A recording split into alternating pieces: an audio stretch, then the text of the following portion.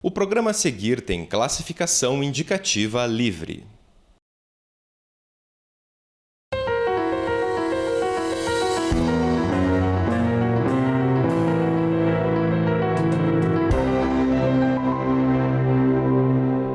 Olá! Formada em Engenharia Agronômica e mestre, doutora e pós-doutora em Oceanografia, a professora Terezinha Monteiro Abcher é uma autoridade internacional em pesquisa sobre reprodução de invertebrados marinhos. Tem destaque também em diversos estudos realizados na Antártica. Ela também é professora do Centro de Estudos do Mar da UFPR. Vamos conhecer mais sobre a trajetória da pesquisadora Terezinha Abcher no programa de hoje. Ela é convidada do Persona. Professora, seja bem-vinda. Obrigada pelo convite. Após tantas tentativas, deu certo. Obrigado pela sua presença. Professora, é carioca? Sim, carioca da gema. Não consigo nem perder o sotaque. Mesmo, falo assim mesmo e falo, todo mundo sabe que eu sou carioca. Passou a infância lá? Sim, eu acho que eu poderia até dividir a minha vida em várias etapas. Até eu me formar na universidade, em engenharia agronômica, eu estive no Rio, né? Depois disso eu casei, aí fui ser dona de casa. Durante um tempo eu morei nos Estados Unidos, meu marido era americano, criei minhas filhas parte do tempo lá. Depois voltei para o Brasil, né? E aí que eu entrei na oceanografia. Finalmente, aquilo que eu tanto queria, que era trabalhar com o mar, eu consegui. E de onde que veio essa paixão pela oceanografia? Olha, isso é inexplicável. Eu sempre tive essa força enorme em relação ao mar, né? Todas as férias que eu tinha, depois que eu saí do Rio, porque no Rio eu estava perto do mar, né? Eu ia para Cabo Frio ou alguma praia. Todas as minhas férias sempre foram no mar, perto do mar. Eu tenho essa necessidade de trabalhar no mar, não sei porquê, é uma predileção, uma vocação natural, eu diria. E na infância você já sentia isso? Sempre, ia sempre. Trilhar esse caminho? Sempre. Agora, quando eu fui estudar, fazer o curso superior, naquela época ainda não existia oceanografia. Uma especialização? Não, nem como curso, né? Superior ainda não tinha surgido no Brasil. Tudo se concentrava nas terras emersas e nós não tínhamos essa parte do oceano, apesar de nós termos esse litoral tão comprido, vasto que a gente tem. Por isso a agronomia? Por isso a agronomia, porque na agronomia, bom, quando você vai escolher uma profissão, e você não tem aquela que é a sua alma, né? Você tem que escolher uma profissão abrangente. E uma das profissões abrangentes que poderia estar relacionado com o que eu gostava era a engenharia agronômica, né? E a parte de cultivo de animais nas terras emersas. E no final foi o que eu me dirigi na oceanografia. E a faculdade foi no Rio? Foi no Rio, na Universidade Federal Rural do Rio de Janeiro. Como foram aqueles anos por lá? Eu acho que foram muito bons. Os professores eram ótimos. A Universidade Federal Rural do Rio de Janeiro, né, que é a Universidade Federal Rural do Rio de Janeiro, ela foi construída em 1940 com prédios lindíssimos, muito bem estruturados, né? Hoje, as federais estão passando por um pouco de problemas. Dificuldades, mas na época só tinha o curso de engenharia agronômica e veterinária, né? Era uma universidade muito bem montada, próximo ao Rio de Janeiro, né? Fica em Seropédica. E nós tínhamos o campo e as aulas teóricas bem apropriadas para formar um engenheiro agrônomo.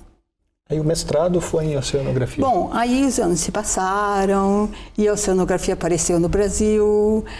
Aí, nessa época, eu morava em São Paulo. Já tinha ido para São Paulo? Eu já estava morando em São Paulo, com as minhas filhas, meu marido. E aí eu tive a oportunidade de ir no Instituto Oceanográfico da USP.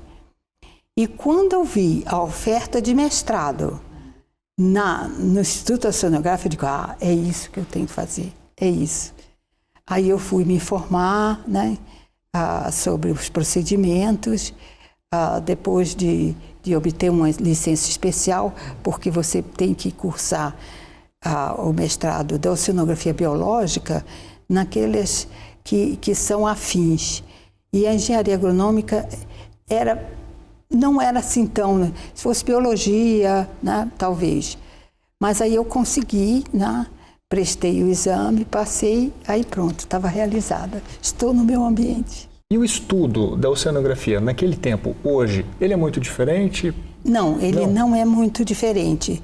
O que melhorou bastante é que, na época, nós tínhamos quase que a pesquisa realizada fora do Brasil.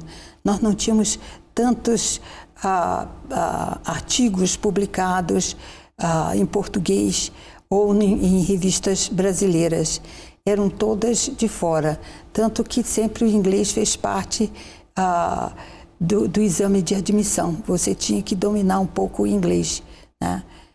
E nisso eu morei 5 anos nos Estados Unidos, eu tinha facilidade com o inglês, né? Para interpretar a pesquisa que era feita fora, né? Hoje já está um pouco diferente disso. A gente já evoluiu bastante. Quais foram as primeiras pesquisas ali naquela época? Olha, eu comecei no meu mestrado, a minha dissertação de mestrado, ela foi feita na Ilha Anchieta, né, que é no litoral de São Paulo. E o meu orientador, o professor Edmundo Ferraz Nonato, eu considero a melhor autoridade em oceanografia do Brasil. Ele faleceu há pouco tempo, com 93 anos, nunca deixou de trabalhar, sempre trabalhando. Ele foi um enorme incentivo para o meu desenvolvimento. E eu comecei a trabalhar na Ilha Anchieta com os moluscos. Mas o que me interessava também, por causa da engenharia, né, você sempre tem uma tendência para matemática, né? E então, durante a minha dissertação de mestrado, naquela época a gente não tinha as facilidades que tem hoje de tecnologia? De tecnologia, de Excel, de programas de computação. A gente está falando mais ou menos que anos? Olha, eu defendi em 1982. Então foi 1977, 80, por aí. Certo. Aí eu tive que fazer um curso de Fortran e eu tive que fazer a programação de 2 programas. Fortran era o que se usava para você fazer as análises. É um programa que você usa para interpretar os seus dados, né? Então, eu precisava fazer um trabalho sobre os níveis de imersão e submersão da região entre maré, para caracterizar a região entre maré e os organismos que vivem na região entre maré. E como não existiam todos os programas que existem hoje, eu tive que fazer, né? Aí fiz, um chamava-se Maré e o outro Marema. Um usava as previsões de maré da Marinha, outro o observado num marégrafo. E ficou bem interessante o trabalho. Ficou bem completo. Ficou bem completo. E era só uma dissertação de mestrado. E foram as primeiras pesquisas aí? Foram as primeiras pesquisas. E eu ia a campo, né? Porque eu morava em São Paulo e a Ilha Anchieta é no litoral de São Paulo.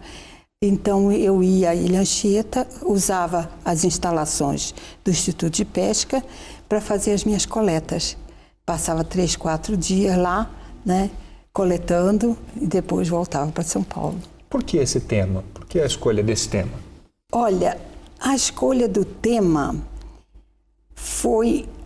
começou pela escolha dos moluscos, porque eu sempre gostei muito de conchas, né, de colecionar conchas.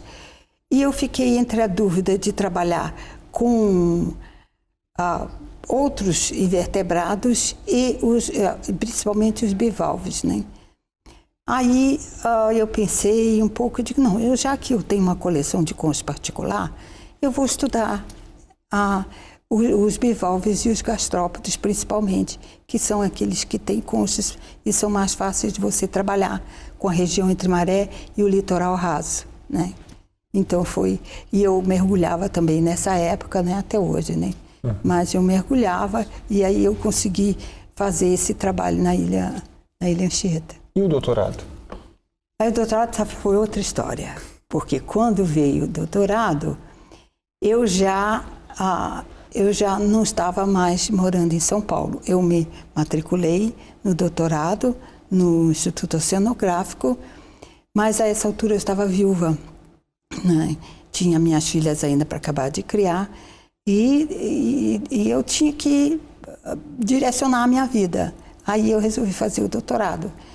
E me inscrevi no doutorado no Instituto Oceanográfico também, com o professor Nonato. E comecei a procurar um centro em que eu pudesse desenvolver uma pesquisa oceanográfica, mas que não fosse longe do Rio. E naquela época também existiam tinha um curso de oceanografia na UERJ, na Federal do Rio de Janeiro tinha alguma coisa de oceanografia, mas era principalmente em Pernambuco e Rio Grande do Sul. E eram centros muito longe do Rio de Janeiro, onde ficava a minha família. Aí, o centro mais próximo... e outra coisa, tinha no Rio. Mas acontece que o entorno do Rio é muito poluído. Para fazer alguma pesquisa... Isso é um impacto muito grande nas pesquisas. Porque a influência antrópica é muito grande. E eu queria começar do básico, realmente saber o que acontece no básico. Então, o Rio estava descartado. Aí eu comecei a procurar. O centro mais próximo de pesquisa oceanográfica era o Centro de Estudos do Mar, em Pontal do Sul, da UFPR.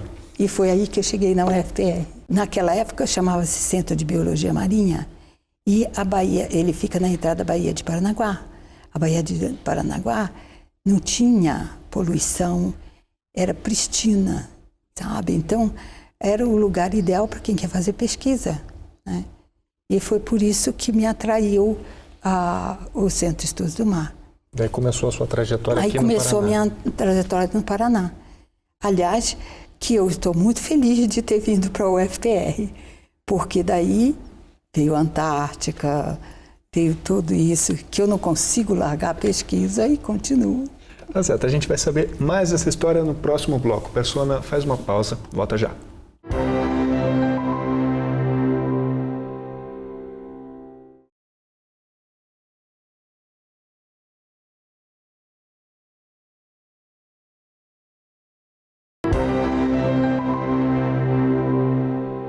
Persona está de volta, hoje recebendo a pesquisadora Terezinha Abcher.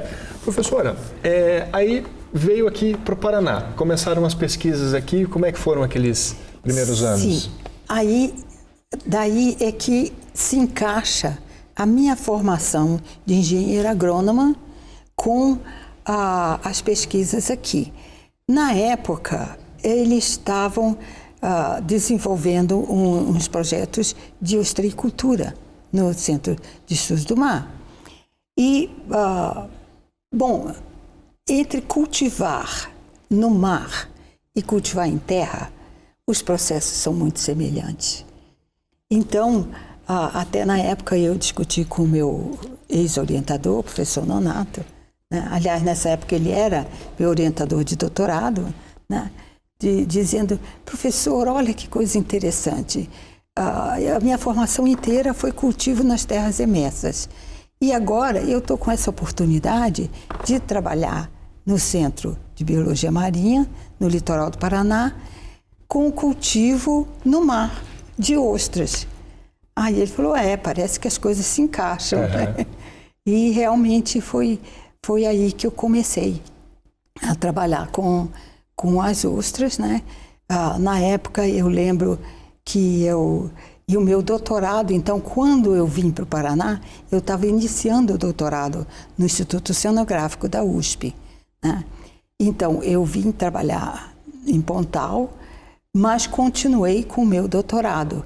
E fiz o meu doutorado justamente estudando as ostras. Porque para você cultivar, você tem que conhecer a espécie, né? Se você não conhece nem a biologia e a ecologia, fica acerto e erro.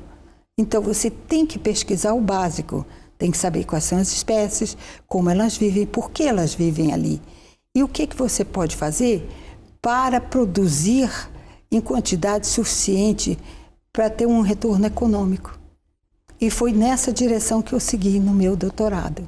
Isso foi em que ano, mais ou menos? Olha, eu vim em 1985 para o Paraná. Se a gente comparar as condições de poluição, enfim, essas interferências, naquela época e hoje, as condições para pesquisa mudaram ou permanecem iguais? Olha, eu diria que elas permanecem iguais. Não houve uma grande alteração da Baía de Paranaguá em relação à poluição. Não tenho notado isso, não. De uma certa forma, eu até acho interessante, por exemplo, que Pontal do Sul continua sendo um povoado de pescadores. A gente não tem banco, não tem uma série de coisas. Só há muito pouco tempo eu tenho uma agência de correio. Então, e é a ponta. Se essa ponta está mais ou menos igual durante... Está preservada. Está preservada, então o mar no entorno também está. Isso é fundamental para as pesquisas. Para você poder ter o básico do básico. Quando você tiver todo esse conhecimento já anotado e publicado, aí você pode encarar as modificações que o homem sempre traz, né? Os impactos causados. Eles interferem de tal maneira, como que a gente pode resolver o problema? De que forma a gente pode voltar ao que era antes? Porque a gente sabe como era antes. O importante é você ter a base. A base, porque todo evento que vier depois, você tendo a base, você pode voltar ao que era. Comparações. Isso. E o pós-doutorado foi na Inglaterra? Sim. Aí, durante o tempo que eu estava trabalhando no meu doutorado, eu sempre tive muita relação com o Instituto Oceanográfico da USP, né? Além do meu doutorado, porque a orientação era do Instituto Oceanográfico, e daí também eu acompanhava todo o trabalho que estava sendo feito nas pesquisas na Antártica, né? Que o Brasil inaugurou a Estação Antártica em 1984, né? Eu fui para lá em 85, então eu já estava por dentro do que estava acontecendo na Antártica. Então, enquanto eu estava trabalhando com as ostras, né? E eu lembro na época como eu admirava as espécies de ostras que tinha. Eu falava, meu Deus, o Paraná não tem noção da riqueza que eles têm aqui. Porque tem uma espécie que ela cresce, fica desse tamanho. É uma coisa impressionante. E ela tem um crescimento rápido, né? A outra, e tem duas espécies, a outra cresce mais lentamente. Mas para a aquacultura, para o cultivo, são espécies muito indicadas, né? Uhum. Porque no Brasil a gente está ainda fazendo o cultivo assim, mais com retorno econômico, da japonesa, a ostra japonesa, que é a Cassiopeia gigas, que entrou no Brasil numa época que não existia todo esse controle, né? Que existe hoje. Mas as nossas espécies ainda estão aí, ainda estão precisando de pesquisas, né? Então, com o meu doutorado, eu fiz essa parte toda básica do cultivo das ostras, estudei bastante as espécies. Até o meu doutorado, no Brasil, era considerado uma única espécie. O meu doutorado que eu defendi em 89 foi quando vieram os dados de que nós tínhamos duas espécies diferentes. Uhum. Isso já é a base para você poder fazer cultivo. Era um estudo pioneiro ali naquele momento. Pioneiro, exatamente. Foi um estudo pioneiro. E eu acho que muitíssimo importante para a ostreicultura, né? E então as experiências na Antártica começaram logo no começo ali? Logo no começo. Então, aí quando eu terminei o meu doutorado, né, em 89 eu defendi a tese, e eu comecei a fazer os trabalhos mais aplicados na Baía de Paranaguá. Aí foi quando começou uma certa ênfase nas pesquisas na Antártica. Porque até mais ou menos essa época que eu comecei, a Marinha do Brasil era quem controlava toda a pesquisa na Antártica. Mas eles se alertaram de que quem faz pesquisa é o CNPq. A Marinha faz outro tipo de pesquisa, não a pesquisa que é necessária na Antártica. Pelo Tratado Antártico, o Brasil, para ter voto, sentar lá, a rede das decisões, ele tem que ter pesquisa, e pesquisa boa, em estações na Antártica. E foi justamente aí, quando o CNPq entrou, que eu entrei com um projeto. E foi aprovado. Uhum. Foi assim uma surpresa. Aí eu comecei a ir, não deixei mais de ir para a Antártica. Lembra da primeira viagem para lá? E como eu lembro, como eu lembro, nossa, ainda era aquele navio Barão de Tefé. O Barão de Tefé foi o primeiro navio da Marinha que ia para a Antártica, para a estação, né? E o Barão de Tefé era um navio alto, e quando nós embarcamos, quando fomos chegar na estação, uma tempestade, que é uma coisa muito comum na Antártica, ventos fortíssimos, porque lá a gente é completamente dominada pela meteorologia.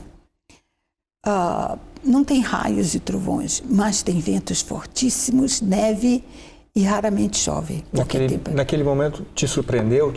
Me surpreendeu bastante, porque eu jogava para lá. Não estava acostumada com aquilo. Não estava, mas eu tenho muita sorte de não enjoar.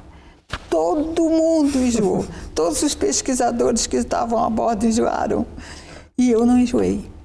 Aí até me colocaram na enfermaria, para dormir na cama da enfermaria, porque os outros estavam todos lá, sendo cuidados. Uhum. E o navio não podia afundear. Ele entrava na Baía da Baía lá da Antártica, onde tem a estação, né? A Baía do Almirantado.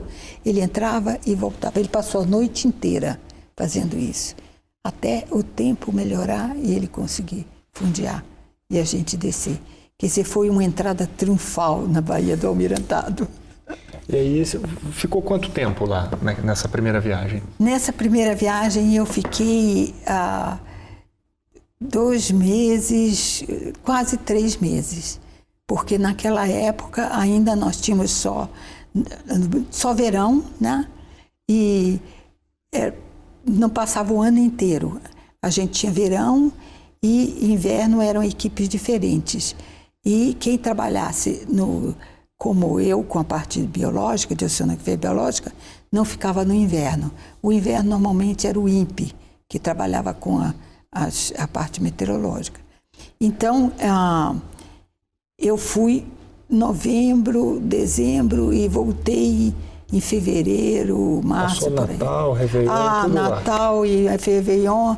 Eu acho que eu passei no Brasil umas 3 vezes nos últimos 30 anos, 20, 30 anos. Como é que é isso? Como é que é conciliar isso? Esse trabalho fora, essas viagens, com família, como que é? E a família, olha, a família não gosta muito, não. E até hoje eles têm, assim, uma certa, né, ficam assim, ela não quer passar o Natal com a gente, não sei o quê. Te querem por perto. Eles não gostam muito, não. Mas, para mim, se eu tenho que passar o Natal lá para fazer o meu trabalho, eu vou passar o Natal lá. E foram quantas expedições? Olha, é muito difícil eu saber. Eu só sei que desde que eu comecei a ir, eu tenho praticamente ido todos os anos. Já passei um ano inteiro lá. Eu fui a primeira pesquisadora a invernar, que não é fácil. O sol, a gente não vê o sol durante os meses de junho a setembro. A gente tem a claridade. Assim, 10 horas da manhã fica claro e às 3 horas da tarde escurece, né? Que é o contrário do verão. O verão não escurece, fica claro a noite inteira. O tempo todo. E então, o primeiro inverno realmente foi assim, um pouco difícil, porque quem viveu sempre à beira-mar, nos trópicos, imagina ficar sem ver o sol. Eu lembro a primeira vez que eu vi o sol depois do inverno, a gente saiu na nossa Bahia, a gente não enxergava o sol. Ele passava por baixo assim das montanhas, só ficava claro. Mas aí quando a gente saiu e foi para a Bahia vizinha, que viu o sol, gente, olha o sol, é o sol, e foto, é o sol, olha que coisa. A gente não tem noção da importância que o sol tem para a gente. Como que são desenvolvidas as pesquisas lá? A gente, normalmente o processo é assim, você faz um projeto, né, do que você vai fazer lá. O que você quer estudar? Quer estudar. Isso é submetido ao CNPq, né, que é quem comanda a pesquisa lá. E aí, se aprovado, você vai fazer. E normalmente, no meu caso, a maior parte das pesquisas, eu coleto material, trago para o Brasil e no Brasil eu termino os estudos. Mas eu também tive um projeto durante muitos anos em que eu fazia os experimentos lá na Antártica, numa câmara de 0 graus, né, que é a temperatura no verão que domina lá. A diferença nesses dois métodos? Muita diferença? Olha, você trabalhar com bicho vivo depende da sua pergunta, né? Aquilo que você quer saber da ciência. Então, existem perguntas que a resposta só vem você trabalhando com um animal vivo. Que tem que ser nas lá. Condições que tem que ser lá. Porque, por exemplo, na Inglaterra, quando eu fiz o pós-doc, eles tinham laboratório 0 graus, eles traziam material vivo da Antártica no navio deles, né, acondicionado nas câmaras frias, e conseguiam trabalhar lá. Mas nós não tínhamos, e até hoje não temos, essa metodologia. A gente não consegue trazer um animal vivo da Antártica para trabalhar em câmara de 0 aqui no Brasil. Então, muitas pesquisas tinham que ser feitas lá. Então vai de acordo com o objetivo que se busca. Com o objetivo, exatamente. A sua perguntinha, né? O que você quer saber. Certo, a gente vai fazer mais uma pausa e o Persona volta já. Fique com a gente.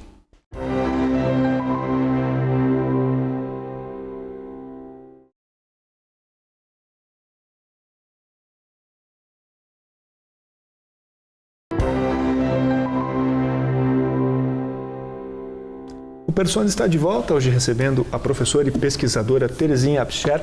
Professora, essa base na Antártica é a mesma do incêndio de 2012? Sim, a Estação Antártica Comandante Ferraz. Ela é do Brasil, o território que a gente ocupa lá é Brasil. E foi ela que pegou fogo. E a senhora estava lá? Eu estava lá. Imagino que tenha sido um momento muito difícil. Foi terrível e realmente quando eu voltei, que eles tiraram a gente rapidamente de lá, né, que eu voltei ao Brasil, e eu desci no Galeão, no Rio, e eles pediram para eu dar uma entrevista, que foi a primeira que foi dada, porque até então a Marinha estava, né, mais ou menos tomando conta, porque a gente estava muito abalado, né?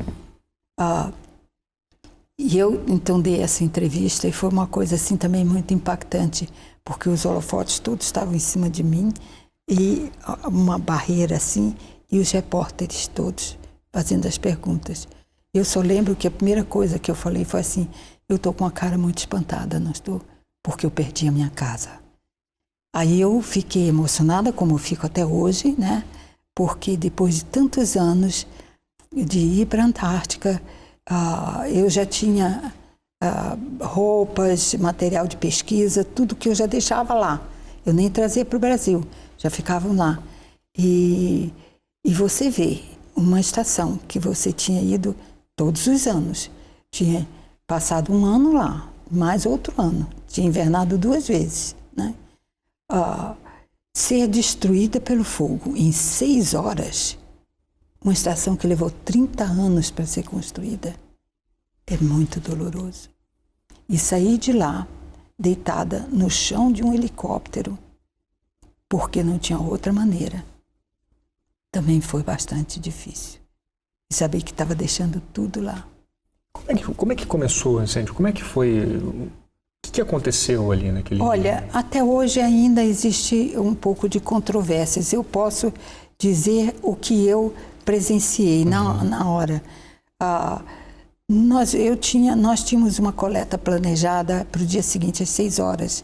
Então, a gente tinha que dormir cedo, mas resolveram colocar alguma música e a gente ficou ali pela sala. E foi a nossa sorte também, que nós estávamos pela sala, pela cozinha, conversando, né? Quando a luz apagou.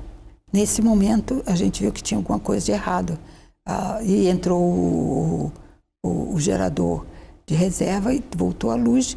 Mas eu saí, eu desci e fui lá fora. Quando eu cheguei na frente da estação, já tinha as labaredas de quase 2 metros descendo em direção ao mar, lá do gerador, né? Aí a gente viu que a situação era muito séria. Mas assim mesmo, a gente tinha uma fé enorme de que as coisas iam ser dominadas. Mas não foram, né? E tinha para quem pedir ajuda naquele momento? Não, era à noite, foi 1h30, entre 1 e 1h30 da noite. E aí foi pedida ajuda, porque ficamos sem comunicação, mas antes de ficar sem comunicação, o Chile foi notificado e a base polonesa que fica perto também. E quando começou a clarear um pouco o dia, eles vieram, os chilenos vieram, trouxeram 2 helicópteros, e o pessoal também para ajudar. E os poloneses também nos deram um apoio na época. Foi uma situação... Não, foi uma situação horrível. terrível, muito, muito ruim, muito. E aí eles levaram a gente para Frei, que é aonde descem os aviões, né? É o aeroporto do Chile, na Antártica. E de lá um Hércules porque todo mundo se ajuda nessa hora, né? Todas as bases, todas as estações. E foi um avião da Argentina, um Hércules da Argentina, que foi nos buscar e trazer para Punta Arenas. Você chegou a retornar para lá depois? Já. Eu fui, Como é que foi o retorno? Eu fui em novembro do ano passado, voltei em março desse ano. Uhum. Como é que Não, foi? mas essa já foi a segunda vez, porque eu já fui antes. E a primeira após o incêndio, como Então, é a que foi? primeira após o incêndio não foi ano passado, foi no ano anterior, né? Nós estamos em 14, 15 e foi de 13 para 14, né? Nossa, foi assim, aquele negócio que você chorar sem conseguir se controlar. Porque você olhar para o terreno inteiramente limpo, não tinha nada, onde antes tinha a estação. Onde era a casa? Onde era a minha casa. Você vê tudo, né? Assim. Realmente era uma emoção muito grande mesmo. E o impacto nas pesquisas foi muito grande?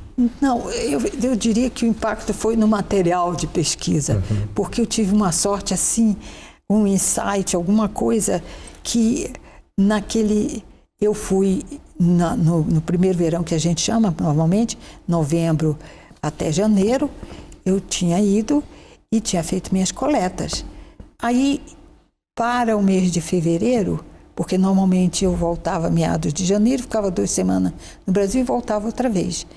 Então, em fevereiro, quem ia era um aluno meu que ia, eu digo, não vou deixar esse material todo aqui para ele, eu vou levar de volta para o Brasil. Aí trouxe todas as coletas que a gente fez. Mas ele não pôde ir. Aí quem foi? Fui eu. E naquele mês nós só tínhamos conseguido fazer 2 saídas de campo. O tempo estava horrível. 2 saídas de campo. Então, somente essas 2 saídas de campo, esse material coletado é que a gente perdeu. E os equipamentos, eu perdi todos os meus equipamentos de mergulho, tudo, roupa seca, máscara, tudo perdi. E hoje como é que está essa base? Agora, hoje eles fizeram então é o Módulos Emergenciais Antárticos, MAI.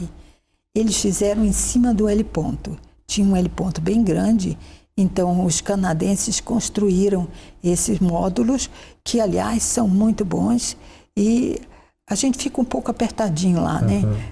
Por exemplo, pouco improvisado. Né? O alojamento feminino tem 3, 6, 9, 10, 11, 12, 2, 4, 6, 8, 10, 12. 12 meninas dentro de um alojamento, quando antes eram só 2, né? Então tem o alojamento feminino, tem o masculino. Mas é surpreendente como ela foi feita de tal modo que a gente consegue trabalhar bem. O único problema maior que eu vejo era que na base antiga, a gente saía de dentro da base para os laboratórios com a área coberta, não tinha que pegar neve, nada. E agora, nessa emergencial, você tem que descer, sair, andar pela neve para ir para o laboratório que fica mais longe. Né? Tem que atravessar ali um caminho aberto. Mas esse ano, teoricamente, eu não sei ainda, não entrei em contato com eles, eles deveriam estar, eles só podem trabalhar no verão. Então, eles deveriam estar reconstruindo. Deve levar uns 2, 3 anos para reconstruir a nova base. Professora, e o trabalho no Museu de Ciências Naturais da UFPR, como é que vem sendo? Essa foi uma coisa muito interessante, né? O Museu de Ciências Naturais da UFPR, ele foi renovado. O Fernando Sedor e a Cibele de Zaró se encarregaram de reorganizar e montar. E estão fazendo um trabalho maravilhoso, realmente, porque a finalidade é a parte de extensão também, para as escolas, para divulgar a parte de ciência, né? E dentro do programa deles saíram 2 folhetos, um que era de arqueologia do Fernando e outro que era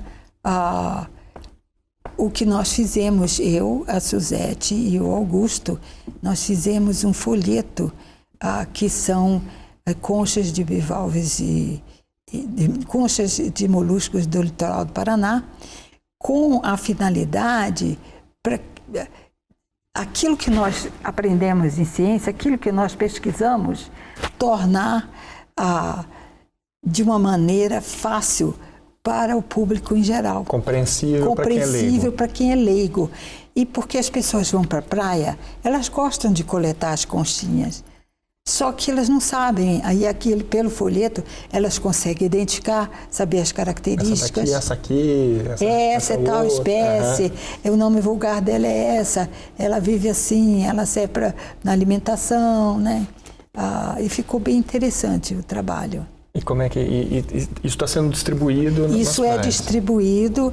Não, no museu eles têm as visitas programadas de escolas e então é distribuído gratuitamente esse folheto, né? Quando a senhora vê as crianças ali, enfim, as pessoas entendendo, as pessoas mergulhando um pouco nesse mundo que faz parte da vida da senhora, como que a senhora se eu sente? acho isso, porque olha, eu acho que o maior problema do pesquisador, né, científico, é a divulgação do seu trabalho, né? Muito pesquisador, eu inclusive, tem uma tendência de estudar pelo prazer de aprender, de saber. E se esquece que aquilo que ele está aprendendo tem que ser passado adiante.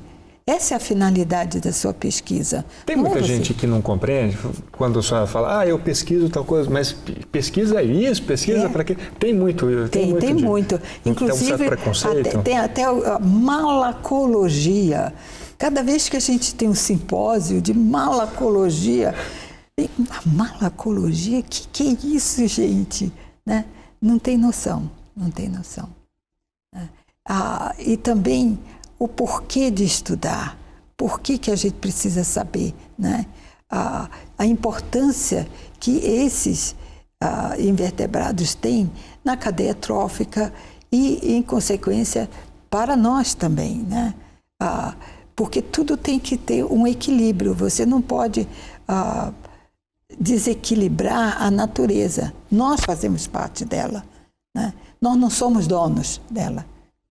Então, por isso é que a gente tem que fazer essa parte de extensão, que é tornar acessível aquele conhecimento para as crianças, para as pessoas.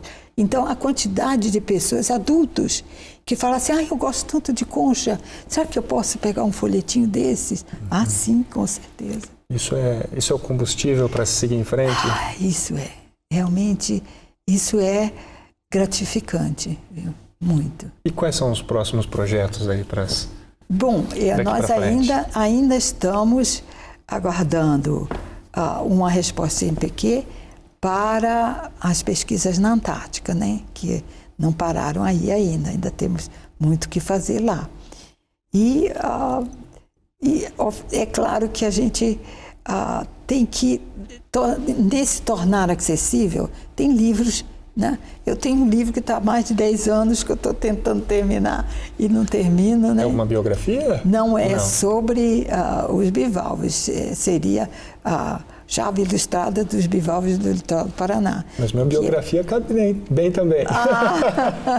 É difícil. É muita coisa. Então, está preparando um livro sobre esse trabalho. Mas aí o livro seria mais para uso na faculdade mesmo, na academia, né, com outra perspectiva. Né? Suas filhas seguiram essa área da pesquisa? Não, eu tenho 2 filhas médicas e uma é fonoaudióloga, né? Então, elas não... Uma delas, a médica que mora em São Paulo, ela só uma parte, porque ela gosta muito de mergulhar, e mergulha muito, né? Então, nisso, ela herdou um pouco, né? Essa predileção da mãe. De mergulhar. Mas no resto, é muito diferente o caminho que eu segui. Mas a minha família, meus pais, irmãos e irmãs, eram pesquisadores. Foi daí que veio toda essa ciência, está na família, está no sangue. Meu pai era professor catedrático, meus irmãos, vários irmãos, também eram pesquisadores, né? Então, está no sangue. Está no sangue. Tá certo, o programa vai chegando ao fim. Eu quero agradecer a presença da professora, pesquisadora Terezinha Abcher. Professora, obrigado pela presença, parabéns pelo trabalho. Obrigada. E eu gostaria muito de agradecer ao UFPR por ter me acolhido e proporcionado esse trabalho tão gratificante que eu consigo exercer até hoje, apesar de aposentada, mas trabalho normalmente porque eu gosto muito do que eu faço. É um motivo de orgulho para todos nós. Parabéns. Obrigada. Obrigado também a você pela companhia. Se quiser entrar em contato com a gente, e-mail e Facebook estão aí na tela. Persona volta na próxima semana. Até lá.